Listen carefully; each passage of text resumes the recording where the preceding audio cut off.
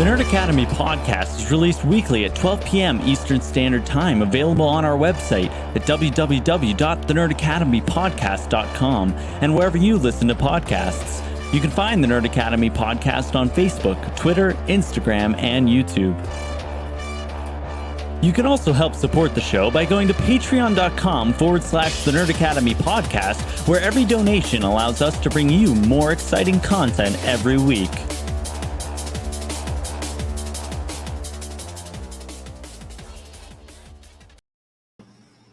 You know, sometimes I just forget how kick-ass our music is. Welcome back to the #1 Contender podcast, the show where your favorite nerds sit down and talk all things movie, trivia, schmodown. I am your host, Jarod the Dark Jedi Bachman Stubbs, and joining me, as always, is Professor Travis Grossman.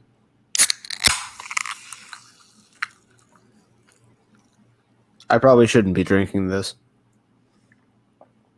Oh, yeah, because... Too late now. Too late now. I couldn't agree. C'est la vie. It's mostly healed now. We're doing a lot better. That's good. I'm very much looking forward to campus life. I am looking forward to the Travis version of that kind of story. There's no weird thing or traumatic event. Everyone was very nice. For the listeners, I had 2 teeth pulled on Monday. It was a very rapid, had a toothache, went to the dentist. Dentists were like, hey, your teeth are fucked. You got to pull these out. And I was like, yeah, that makes sense. I don't take care of my teeth very well. At least I didn't. And then they called me on Monday. They were like, hey, we have this opening if you want to come in now. And I was like, yes, please, get these out of my mouth. So I did that. Things have been a lot better. You know, I felt bad. I looked at Spencer and Joel, and I was like, I'm sitting here talking to a very prominent schmodown player and having a blast doing it, and Travis is literally having teeth pulled. I was like, one of us is having an objectively better day than the other one, and I feel bad for him. To be fair, though, it was nowhere near as bad as the expression having teeth pulled makes it out to be. I think I just went to a good dentist. I didn't feel anything. The only thing I felt, 2 things, was sometimes when he would put his hand in here to keep my mouth open, he would press my lip into these teeth over here, and that would pinch a little bit. It wasn't bad. No fun. Yeah. And also it doesn't sound painful. It just sounds weird. It's one of those things you can't describe it in a way that doesn't make you shudder a little bit. Just that pinched a bit, but I can't tell him that because he has his hands in my mouth. Yeah. And then the immediate relief through the Novocaine of that tooth leaving my mouth.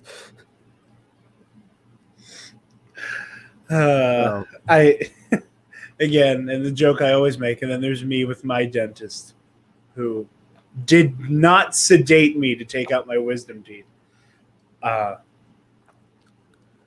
Whenever Alexis made her tweet the other day where she was like, for people who have had their wisdom teeth taken out, in parentheses, with anesthesia, there was a part of me that's like, she's blocking me from telling my story. She's like, there is a deliberate decision being made so that I can't go, mine didn't use anesthesia. I think mine likes hurting people. Well, that's what she's afraid of, is the anesthesia. It's not the actual getting the teeth out, because okay, that'll heal. She's that just all freaked out about tracks. the drug. Yeah, she's just freaked out about the drugs. Well, you know who isn't afraid of drugs? John Kaiser. He's drug dead now. Also, real quick, before we do get into some trivia here, I do want to say go back into the podcast feed or YouTube channel if you haven't seen or heard it yet. I got the opportunity to sit down with Chance the Cobra Ellison, talked movie trivia past, present, and future. So go check that out. It was a wonderful time. Honored that we got to spend some time with Chance. As a big Corruption fan, obviously that was a very good time for me. and I try my best not to kiss his ass too much and make it an actual interview. But you know what? I can only try when it comes to my favorite team. With that said, we're going to jump into our first match of the week, which was Zach the Attack Burkett versus Gold Leader. Travis, thoughts on this match? I love that I was so prophetic last week. Yeah, so I want to get your verbiage from the chat because I was not sure what you were referring to. Oh, that Gucci and Gold Leader did the thing. So that was for the pay-per-view match. We'll get to that. Okay. Yeah, but last week I talked about how important it looks like it's going to start being to start using JTEs more aggressively, especially in round 2. And look what cost Zach Burkett the match this week. He went to multiple right away. Like, he didn't even get to the countdown yet. He went straight to multiple choice. He should have JTE'd and went for it. Yeah, no, I agree with you completely on that. Yeah, I mean, it was a good match. You know, I am very quickly becoming a fan of Gold Leader. He's very fun to watch. It's weird because he's a strong schmodown player, if that makes sense. Like, Star Wars has always been the division of, like, we talk about with players, there's the players that are really, really good at trivia, and they get by in the game that is the schmodown, and the good schmodown players that also have knowledge, but just can work the game. He's one of those. One of, I would say, very few in the Star Wars division. I would say most of the Star Wars division is made up of people who don't trivia. Yeah, who are just in the trivia. They aren't like, okay, I'm going to tactically deploy a JT.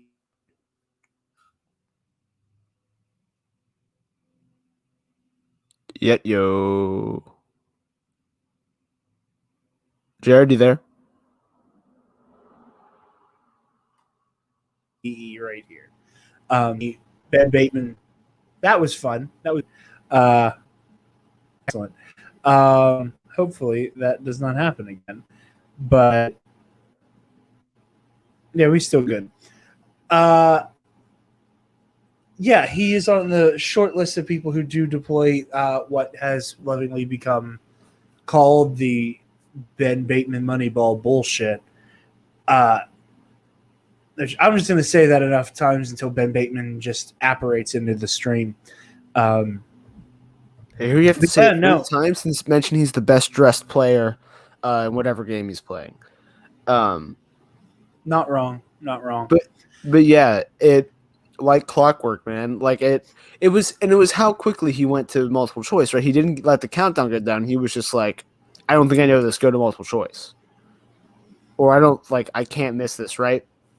Getting in his own head about the answer. That's the thing people are starting to know how to work around. And I think Gold Leader, especially, like, that's why I'm saying both him and Harper were champion material here, right? Was that... Yeah, very much so.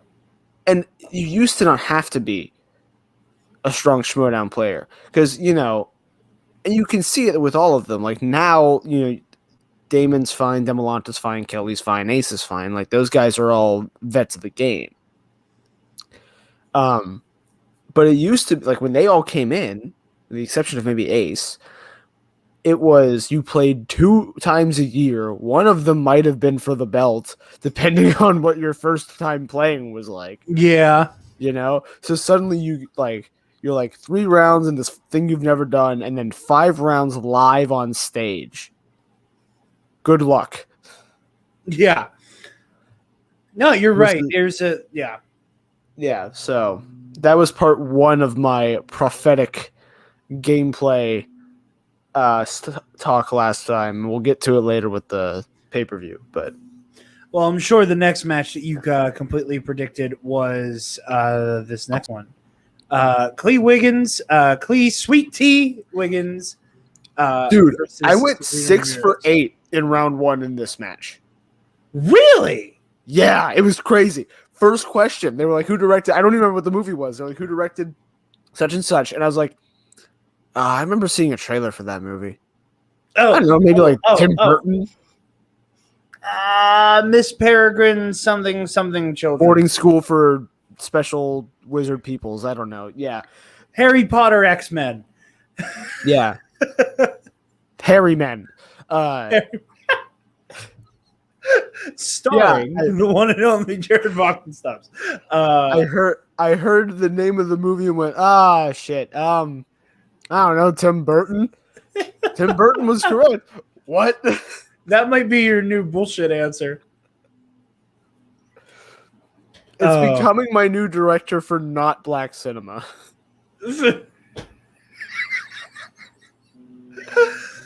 Why did he direct the Planet of the Apes movie?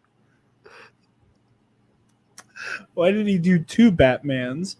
No, this was I think that, I think that we as a fan base and in this sport, in this game, we have become accustomed to watching, in terms of experience and time spent learning the game, mid to high tier players do their thing. And there are a lot of people whom have not had the opportunity to grow into their own quite yet. And I think that a Sabrina Ramirez falls into that category of somebody who I see a lot of potential in, who I don't think has had enough time to stretch and flex and work all those muscles and hone her craft. And I think that Klee Wiggins is what happens when that player has that time to do so. Mm-hmm. Because holy shit, that was an amazing round 2 for Klee Wiggins. Off an opponent's choice. Yeah, double opponent's choice, which is already cool. The fact that the strategy was here's an opponent's choice I think will mess with you, not one that I think I can pick off of you. That she was still able to nickel and dime Ramirez into a KO. During Ramirez's round. I don't think that was the case. I think so. In the post interview, she said Star Trek was I think this will mess you up less than it was I can pick questions off. She was like, I happen to know him. And, she had the luxury of having multiple choice on most of them. Because I'm always under the assumption that when I see inner geekdom slices on the wheel, that they were put there by players. I think it ended up there by virtue of the wheel gods. Okay. Because that was my assumption, was that, she was the one that put Star Trek on there. And which, I mean, regardless, same result. But yeah. Also just correct. If you're in singles, you give them, and Star Trek's there. And they're not Mike. Well, If they aren't an IG player, or at the very least in some way knowably IG competent, something like Star Trek or Star Wars, that is an elbow. Man, or whatever. Yeah. Yeah, wow, okay. I thought it was her having put, because I thought that's what they both did. I thought they both gave the other a category they knew they could do themselves in hopes to pick off steals. But no, Ramirez went forward because it was this is broad. Yeah. You say Harrison Ford, everybody thinks of the same 6, 7 movies. Oh, yeah. 10. So that clearly was, none of those movies, and none of the non-Indiana Solo movies either came up. So, or the ones you'd think of, like your Blade Runners or The Fugitive or whatever. So it was a very impressive match. It's round one started off shaky for both of them. Heart broke for Klee on the Freddy versus Jason question, just because I heard the question the same way she did. So while playing along, I out loud said Jason Voorhees and Freddy Krueger. Not realizing it was what was the movie, not what two characters were. So I felt bad for her because I was like, okay, I did the same thing, but you're the one who's going to get penalized for it. Also, her promo almost ended my life because I was sitting there eating my lunch. I had this big ass steak salad, and she's doing the thing. She's like, "Thank you, thanks, bitch," and I was not expecting it at all, and laughed hard enough that steak right down my throat. I was gone. It caught me off guard, and I was cackling like an idiot. Just very well-placed curse words can be the funniest things ever when you use them surgically, like that very casual. Thanks, bitch. This is funny as shit. But yeah, excellent showing by Klee. I think Sabrina Ramirez has a lot going for her as a player. Her name is also incredibly fun to say. It also feels like one that I will end up getting tongue-tied on at some point, but it's okay. Most likely. Yeah. Sabrina Ramirez. Yeah, it has all the right consonants for me to mess it up. You and I, we come together like Voltron here to cover this match because I watched exactly the first half of it and then you skimmed through it. Yeah. So we got Doug Benson. Very end just to see the winner. Okay. Which was hard to pick out because of how the match ended. Because I'm like, the score has been the same for 2 minutes of this thing now, and they should be in round 3. What's going on? And then I realized they both had their whiteboards, and I was like, oh. So we had Doug Benson of Doug Loves Movies fame for The Usual Suspects, and Chris Van Vliet, I think they said Vliet of The Dungeon. This is a funny match. They were both cracking wise the whole time. Doug was stoned like a gravel road. High Time, great name for somebody who openly is a cannabis connoisseur. Yeah, it was a funny match. It was a good match. Watching Doug's round 2 where he kept going yikes before getting a question right without multiple choice was funny.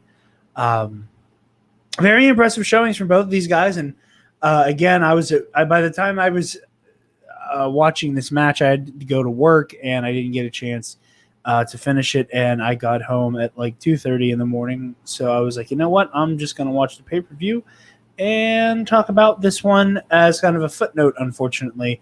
But that goes with all respect to Doug Benson. Often is. As the Friday match often is. This is brutal. But yeah, no, regardless, it was a phenomenal match. I was very impressed by the level of play from both of these gentlemen. It was very funny. Chris's character work is great, already. Doug was just funny. Doug was being Doug. And he's very much one of the players in terms of character who can just be themselves and be a lovable, new staple of the league. Meanwhile, Chris, they opened it up and he's polishing his Emmys and shit. And it's okay, I like you. But yeah, moving on to the pay-per-view for this week. This is an amazing Star Wars match. Gold leader, the Major, Thomas Harper, who turns out in real life has interacted with one Connor Chikiti. We should get them both on the show. We should. We really could. We really should. Although, at this point, I think if we try to schedule, because that was the whole thing, we scheduled the chance interview perfectly that I could be on at this time, which resulted in me getting my teeth pulled. I think it'll be better off if we just didn't plan for that this time. I am going to deliberately schedule an interview with Harper at precisely the moment I know you clock in at work. That's good. And if I do it that way, we'll get lucky and my work will burn down and I can just that's it. That's the stuff. I don't know if I want to entertain the economic theory of a small city losing its Walmart. That's that. We got other grocery stores. It's fine. We have other grocery stores. Also, fun little nugget. Did you know I've had the air conditioner on this whole time? No. I don't know how. But StreamYard just is able to go oh yeah, don't worry about that ending up in the mix. You can't hear my one of my neighbors is mowing with maybe it's the landlord for the people across the street is mowing with a really big riding mower. They're pretty far away. I can't hear that. I can't. Okay. I never heard that bleeding in. When we were started, they were right outside my window, and I was like, shit. But now they're really far away, so it's fine. My neighbor was also mowing his lawn, and I was like, God damn it. And then I closed the garage door, and I'm like, okay, it's better. And then I got in here, and I'm like, I can't hear it. But yeah, no, we discovered this on Nerd Academy on Monday. It was getting very hot in here. And Joel being Joel, instead of using all manner of fancy tools at his disposal, was you want me to just stab a hole in the wall to feed the hose for the AC through? And I was like, Joel, I am not going to stop you from doing that. So he just prison shivs a hole in the wall with his pocket knife and feeds the tube through. And we were we hit the AC and immediate difference in here. Right. But it was so hot that we was okay, we're going to have to leave this on. So he took a break between recording TNAP and then the Versus series. But we realized while listening back to Nerd Academy that you can't hear the AC. So that sumbitch stays on all the time. Pardon my hiccups. All the time now. So fun little nugget. We podcast and we podcast comfortably.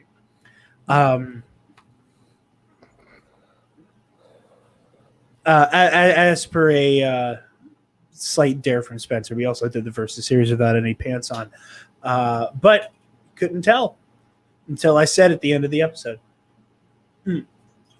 Spoilers. But back to the Star Wars pay-per-view. This was an amazing match, and this is proof of how insanely competitive Star Wars is. This was the ultimate as good as Harper is at Star Wars trivia, he is still not, to me, a quote-unquote strong schmodown player.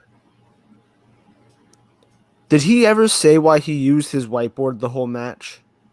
I didn't watch. I think it's just a thing that he does. Because he does that for every match. I think I don't know if it's because I can understand where I've seen, because Parker does that too. He works out answers on his whiteboard. Right? Especially in round 2, if you're I think I know that, or if it's a quote and you need to finish the quote, writing it out can help, right?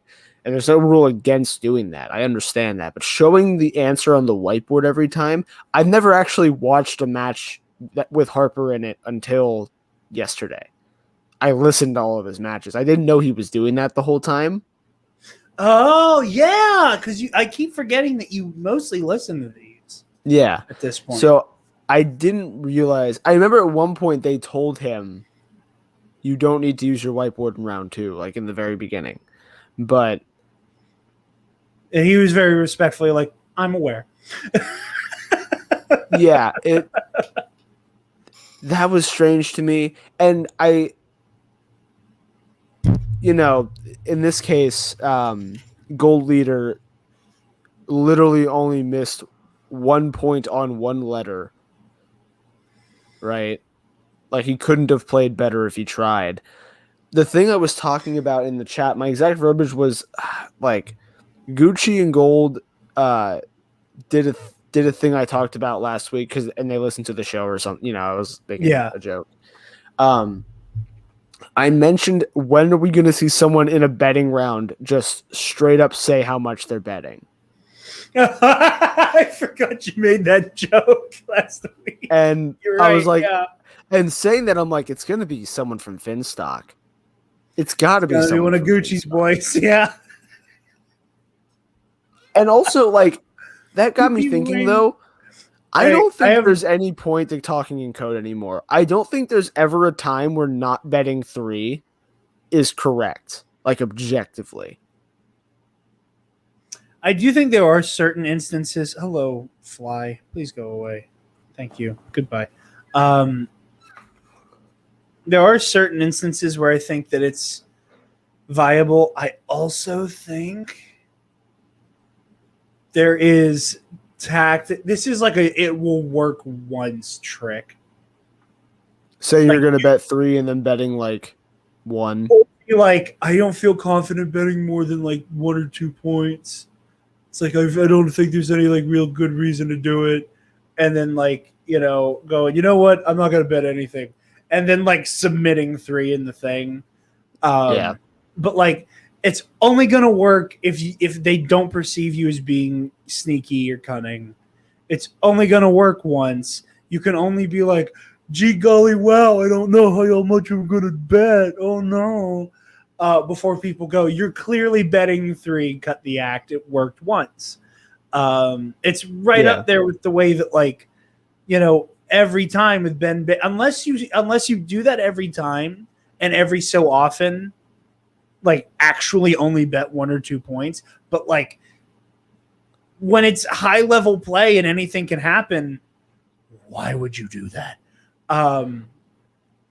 That's my thing. I don't think there's ever a time, because like the only thing I could think of is if you are far enough ahead going into the betting round. Like if you're more than 3 points ahead, all it can do is hurt you if you fuck up. No, it can't though, because it can be a back-breaking thing if you hit 3 points and they miss. Right? That's a huge swing. Yeah. I mean, you're right on that. There's also like you got to figure in like certain categories. Yeah, exactly. You didn't like if I spun Star Trek for the betting round, I'd be like, well, I'm betting 3 and putting Star Trek 2: The Wrath of Khan before they even ask the question. But like realistically, but in Star Wars especially, I don't think there's a world where you don't bet 3. I think in singles for the most part, I don't think there's a world where you don't bet 3. And I don't know if Harper was also BSing when he mentioned like all of our code words were actually just 3. I think he was. I don't know. I think he was being honest. Like they were just joking, and the plan from the beginning was to bet 3. Because I do think Star Wars. I can't say that I completely agree with you on singles teams or IG. Star Wars is the category where it's like it's such a hyper specific knowledge that people will have preferred movies and preferred categories, but like. You're gonna like your knowledge base is basically the same. Sean Sullivan put it best, and it's a quote we've come back to multiple times. The difference between spinning The Rise of Skywalker and spinning The Phantom Menace is if you know your shit, non-existent. There is no difference. Yeah. The only real place opponent's choice isn't even all that scary, right? It isn't, because at worst case scenario, what do you get? You get what happened with Harper. Opponent or mixed bag, right? And it's just this weird smorgasbord of questions and answers. But no, it would by a letter with Sean Sullivan, by a letter. Oh, that was brutal. It's absolutely brutal. I said Sean Sullivan. I meant Gold Leader. I mean, impressive trivia across the board. This week, I will tell you, is probably the hardest week I've had trying to think of a funny name for the episode. Same. I got whatever the hell name Kaiser made up during the post interview. I can't even remember how to say it, but he made up an amazing, hilarious name.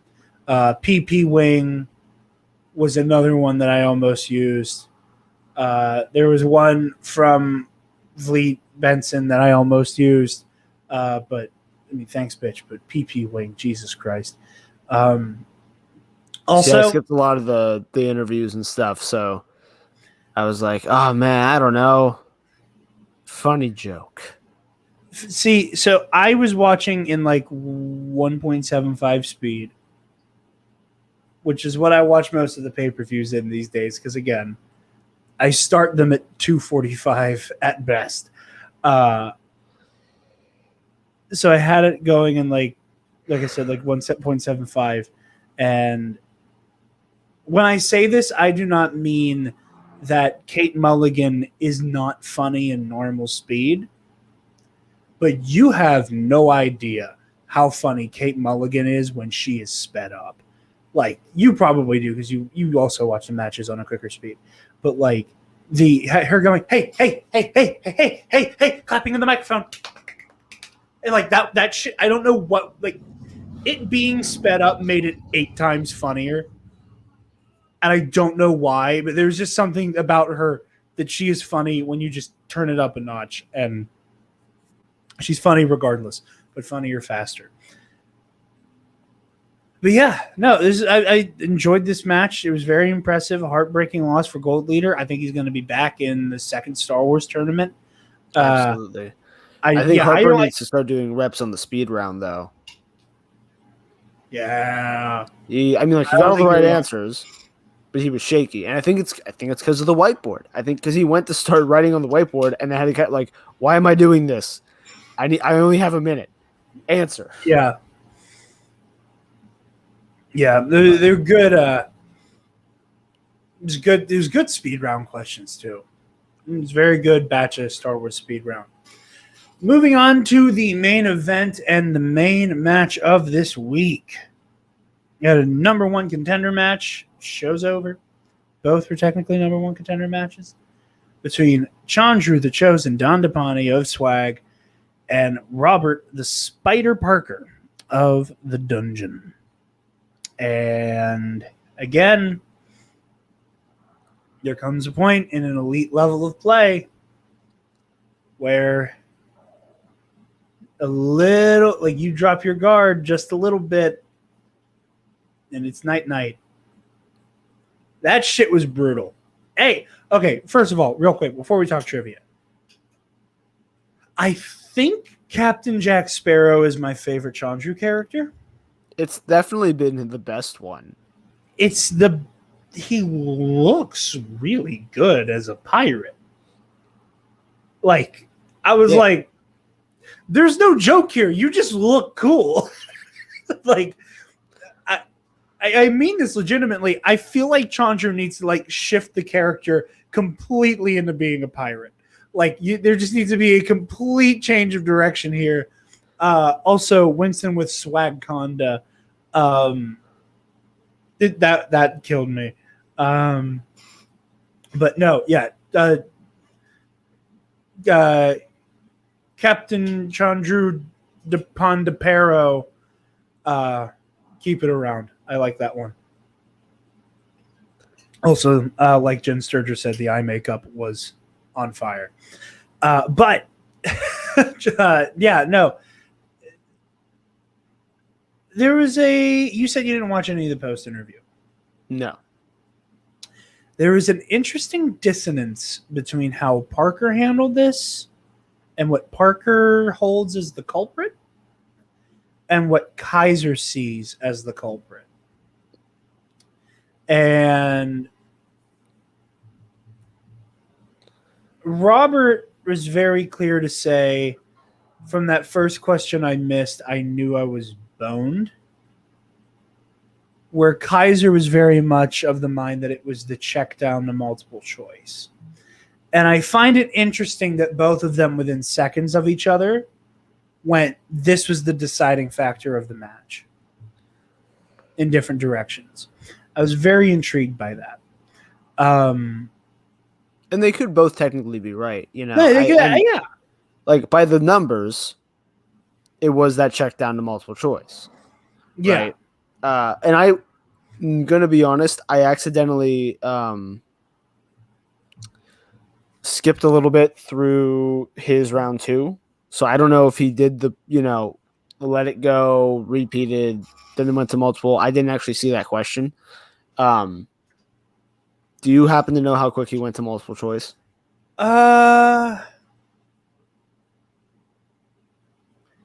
It wasn't like the second they were done saying the question. Like, he took a minute and he considered it. And I think that he made the calculation that this is not something AJTE will help me draw out of thin air. And I think where he's saying that the first miss did it was that put him in the mindset in that moment that he needed to go to multiple choice. Yeah. Right? Where he stopped being as confident in himself and he started focusing on get the point you can get, not get the points you need.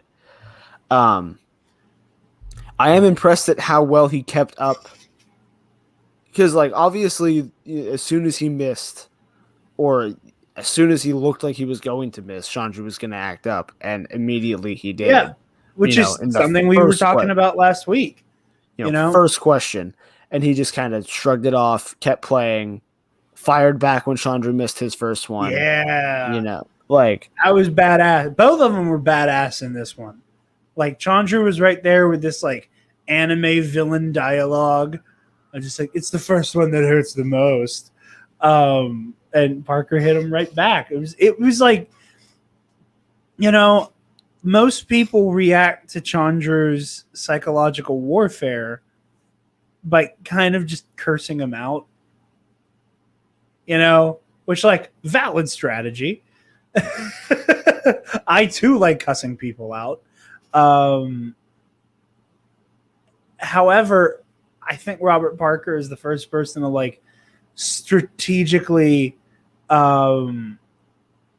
This is a very, very specific reference. That even though I know this is where you cut your Star Wars teeth, it's been so long, maybe meaningless. It's very in Force Unleashed when you fight Kazdan Paratus. Mm-hmm. And there's the quick time event where he throws the fuel cell at you and you take it and then throw it back up and just kind of ride the fuel cell back down at him with the forward momentum of throwing it. It was that. It was just, hey, bitch, catch. And he was oh, bitch, catch back. And I think that is the best way to handle Chandru on that psychological level. To what degree Mike Kalinowski is going to be able to do that, I think is an interesting conversation to have. Again, no, you're not going to find anybody who kisses that man's ass more than I do. And I admit that. But I think he is someone who can get rattled with psychological jabs. He comes from a class of people who, if you're getting shit talked at, it's by a close friend and they don't mean it. And that kind of helps to numb the pain of a shitty comment. But I am legitimately convinced at this point that there are people who do not like this guy. A few weeks back when a bunch of the Schmodown people got together to hang out because they're all vaxxed and shit. And it was so cute. I saw the same pictures 8 times. It was the most adorable, wholesome shit I've ever seen. They took this picture where it was KO, Mara, Smets, and Cushing all holding the IG belt. Somebody commented on that on the tweet with that picture and was oh man, get Chandru in there, put a little bit more history in it. And KO just responded, no. And I'm and at that point I'm just you're not playing the character in the picture. of the killer Mike Kalinowski. Like, you're not playing the character in that picture. You're standing shoulder to shoulder with Mara Smets and Cushing with a big smile on your face. All people who have whooped his ass before. And I think the difference is they were all friends outside of the Schmodown before. Fair. Valid. Like, Smets knew Cushing before he was in the Schmodown. Mara knew Mike before she was in the Schmodown. Such and such, such and such. And they've, with the exception of Smets, had all been playing together for so long at that point. Yeah. And again, and not that like any of that matters necessarily normally, except here that something like the first one always hurts the most, and like repeated shots being taken at KO, like that might get to him. That might become frustrating, and that might become very distracting when it's somebody you don't know like that you're not cool like that. Like I make the joke all the time where I'm like, anybody in the Teen App Network, like people that I am like friends with, like I would hang out with you if I chose. Like I choose to be around you type people get to make fat jokes. If I don't know you, you're a dickhead. Like like it's the same thing where I feel like with KO, like Roka gets to talk vilely aggressive shit. Smets can talk shit. Mara can talk shit. People he knows, people he runs with, his friends outside of the game, outside of kayfabe, can talk all the shit they want. It might bother him a little bit, but at the end of the day, he can go, that's my friend. We're playing characters. We're having fun. I don't know how much of that Chandru can get away with before it's like he's actually striking a nerve and like throwing haymaker, like verbal haymakers at Kalinowski. And, I'm curious to see how he handles them. Because I do think that, like, I know I wouldn't handle it well. Like, again, like we always use like the people within the network as examples. If I'm playing a Star Wars match against Spencer and he makes a joke about like the Trivial Pursuit record, it's going to light a fire under me. And it's going to be like a moment of like, ooh, like he said it. He said the thing. Or like you were to make a joke about me getting tongue-tied all the time. Ooh, but I know you, Like, and that's the thing is that like, it seems like Chandru did something that pissed a lot of people off in the real world. And I know that if somebody I was not personally fond of was taking pot shots in the moment and there was kind of a feeling of desecration of the game, I don't necessarily think that's the case. I don't think that's the case. But a lot of people have said that is how they perceive what Chandru does. And again, how much of that is kayfabe? How much of that is character work? How much of that is actual dislike of this guy? I don't know. And I can't tell, but this is going to be an interesting matchup. I'm very excited to watch these two run headlong into each other. And I don't, like I've said, I don't dislike Chandru Dhandapani, the guy. The character sometimes can be a little bit too much. And I understand why people dislike the character. He seems a decent guy. And this match, I really enjoyed his character work, like I said. And he feels a little bit like a different beast. He feels like Chandru 2.0, or maybe even 3.0 technically at this point. But yeah, I've been talking a lot, so I'm going to pitch back to you because I haven't shut up for a minute here. No, I mean, I don't know how Mike's going to take it. I feel like at this point, the easiest, like, as hard as it is to just like ignore it because he's right there, is He's just right like there. The way you said it was funny. I'm sorry. But it's like, at that point, if you miss first, you miss first. You just gotta wait for him to miss. Chandru is by no means a perfect player, especially No. with this new format. So, unlike Mike, who has been near perfect these past couple games, right? Like he's been going absolutely crazy. So Pineheads, I think, is the only one I can think of. So I think he has less to worry about because right now he's set up stronger. Although Chandru's had time to study, but so is it goes back and forth. Like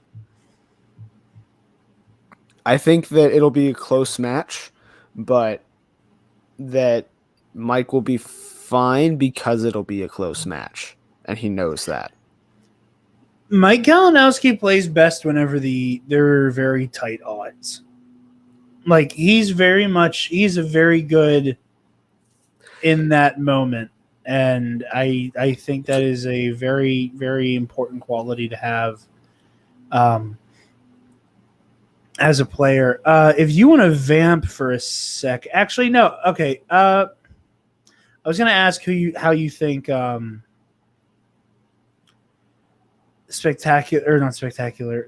going to go for Star Wars, but then I remembered that like we don't know who Harper will end up playing quite yet. Is Harper playing a Collision? I don't think he's playing a Collision. I think it's Harper just Kelly. Isn't. Yeah, that's what I'm saying. Is it like whom like between the winners at Collision do we think? But like we won't know that, and it's kind of hard to speculate on that bit. So if you would like to vamp for me for one moment, because we do have the Collision lineup, it seems, and a date. Yeah, July 31st. Right? Yes.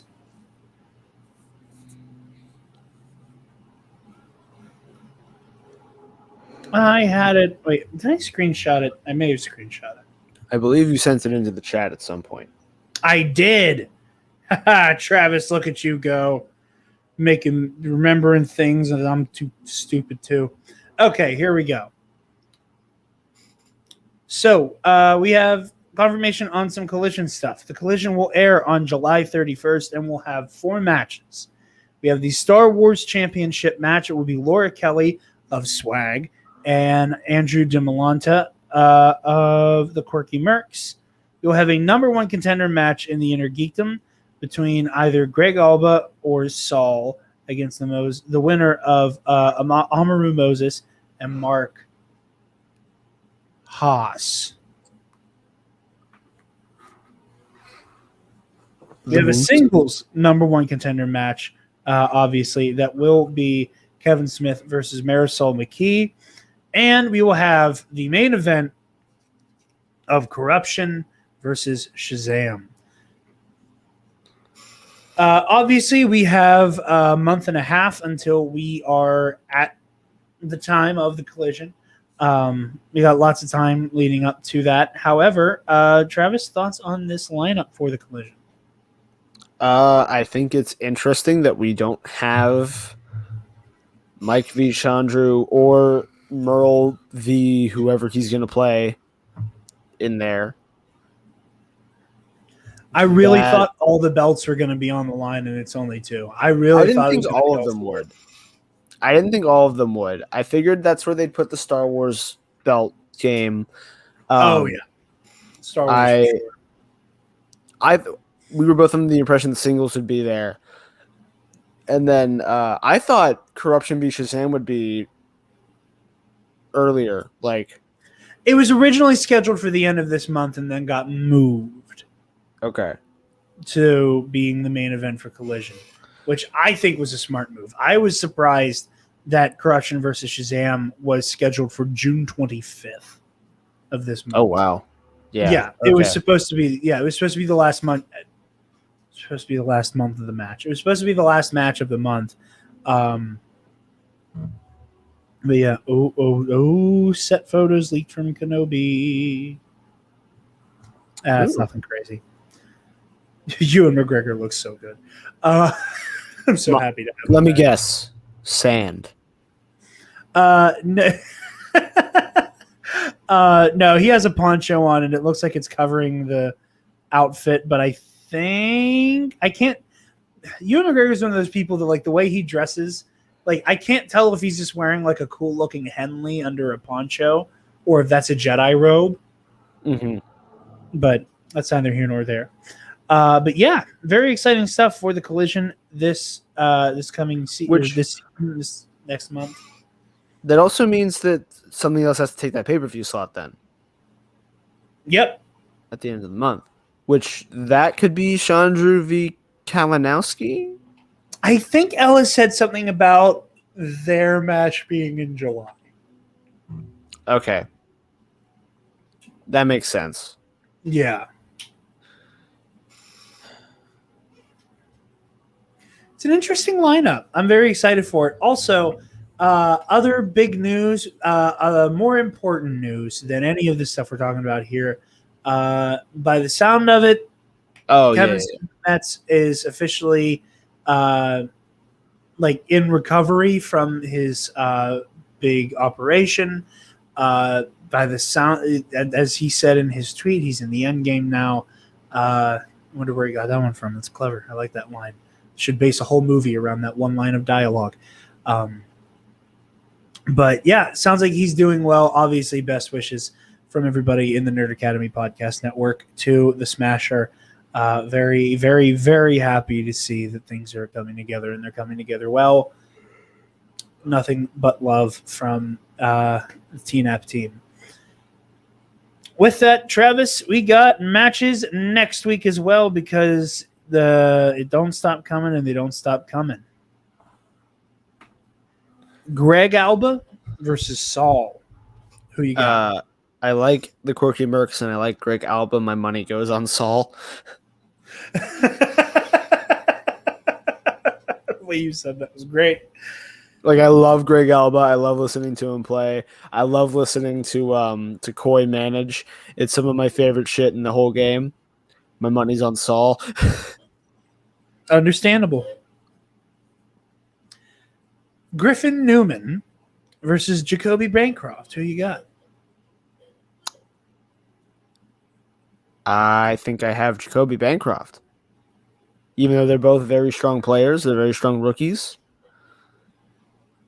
I think Bancroft and Jacob London are both hot commodities. So yes, I am inclined to agree with you, and I agree with you on both of those completely. Love Greg Alba. I would like to see him win. I don't think it is likely. We have Lon Harris versus Chance Ellison.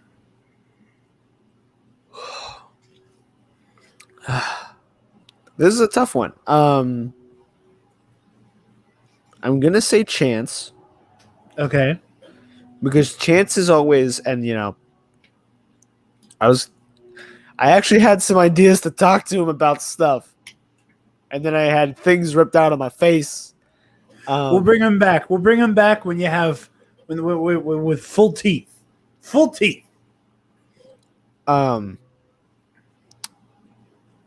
He's the most consistent player, I think, for Miles. That, like, he's always batting at least 90. Yeah. And he keeps cool while doing that. Like, he knows where he lies, and that, like, if an opponent's going just straight perfect, there's nothing he can do about that. Yeah. He has a very his like ethic and mentality with the game after getting to speak with him. Like, it is no surprise he has been as successful as he has been in his comparatively relatively short career so far. Compared to the people that he stands shoulder to shoulder next to, who have been here since like season 1 or 2. Like, I can't even say he's the new sleeper, like, titleless player because he's been belted twice, but yeah, I think he's the new sleeper person who hasn't been belted on his own. Yeah. Right? Like he's primed to in either Inner Geekdom or singles.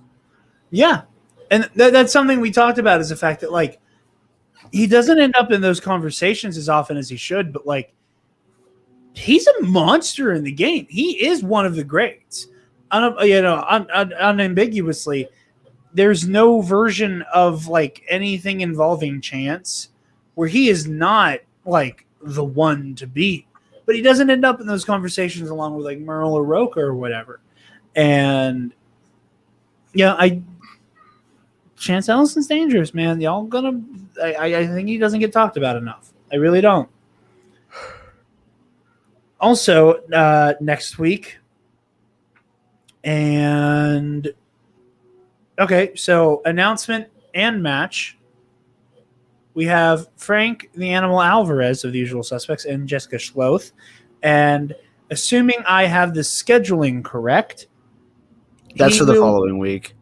It's the following week. Oh, you're right. Okay, well, I'll announce it here. The day after the Alvarez match airs, I'll be sitting down with Frank and we'll be doing another interview. Nice. Yes, I wanted to get it out as like a very quick after the match thing, and otherwise, and I did not get a chance. Did I tell you Alvarez was coming back? I feel like I forgot to. I don't think you did, but I mean that's fine. I apologize. My teeth appreciate it that you didn't tell me. Yeah, on some level, it was like around the time where it's like, oh, hey, Travis is like getting shit yanked out of his face and he's in a lot of pain. And I'm like talking to Frank and I'm like, I'm not going to bother Travis right now. That's absolutely fair. Yeah, I slept basically for like 3 days straight. Not actually, but because after Monday, I went into work on Tuesday. And I was like, yeah, I'm fine. I can do my very physically intensive job. It'll be fine. And then I wasn't fine at all. And I went home early. No shit, Sherlock. Holy Christ. Now I'm good, but. No, you're good. But yeah. So that one is unfortunately scheduled. I would like Travis to be on for it, but I don't think that'll work scheduling wise. So it'll be me and the animal again. Damn, we could have talked sheets again. We could have talked sheets again with Frank Alvarez. But Frank will be back on the show very soon. Very excited to sit down and talk with him again. But yeah, that is all the matches for next week. No pay-per-views, which means that Travis and I will be sleeping at a reasonable hour next week, and we'll be able to talk about all the matches next week. But I think that is all we have for you guys this week. That's all I can think of. The only other thing of note is that there will be a programming change with the Schmodown Entertainment Network YouTube channel and the Schmodown Extras YouTube channel, in that the Schmodown adjacent podcasts, like All My Movies, Inner Geekdom, Sith Council, and the like, will be making their way over to Extras. And it seems like they're reorienting the Schmodown Entertainment Network YouTube channel to be exclusively MTS, Rundown, and Backstage. But they may be moving Rundown and Backstage as well. But I'm pretty sure Rundown and Backstage are staying on the main channel. But with that, Travis, where can the lovely people find you and all that you do? On Twitter and Instagram, maybe someday, at Travis Political. Jared. Yes. Where? You guys can find me on Twitter and Instagram at DarkJedi2552. And you can find the Nerd Academy podcast on Facebook, Twitter, Instagram, YouTube, and on our website, www.thenerdacademypodcast.com, where, if you're feeling generous, you can donate to our Patreon page. Speaking of our patrons, thank you to our $10 alumnus, Case and Brion, the Waffle Wizard, Delta 9, and Zach Naust. You guys help us make the content that we love to produce. Be sure to consider the $5 tier where you get access to the Knights of the Nerd Republic Versus series. We are caught up on that now with Mara Jade versus Galen Merrick and Cal Kestis versus Ezra Bridger. And in July, we will be doing Darth Treya versus Yoda. So tune in for all of that. Heroic History is coming back now that I was like, yeah, we'll figure out a day to do Heroic History. And then Travis's mouth fell off, and I was like, I'm not going to bother him. So that'll be back eventually.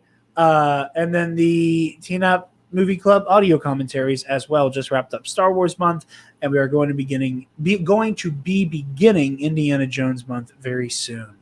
Be sure to check out the student store link on our website to get access to all manner of Nerd Academy merch and goodies, like this shirt. Since this goes out on the same day that we record it, you can get your hands on Nerd Academy merch at a reduced price because they're doing their Father's Day sale. So go check that out. Teen App stuff, 35% off. Go get all kinds of fun stuff to wear and support your favorite batch of nerds. With that, thank you all so very much for listening, and smash cancer. Stop! Move away from the cookie jar!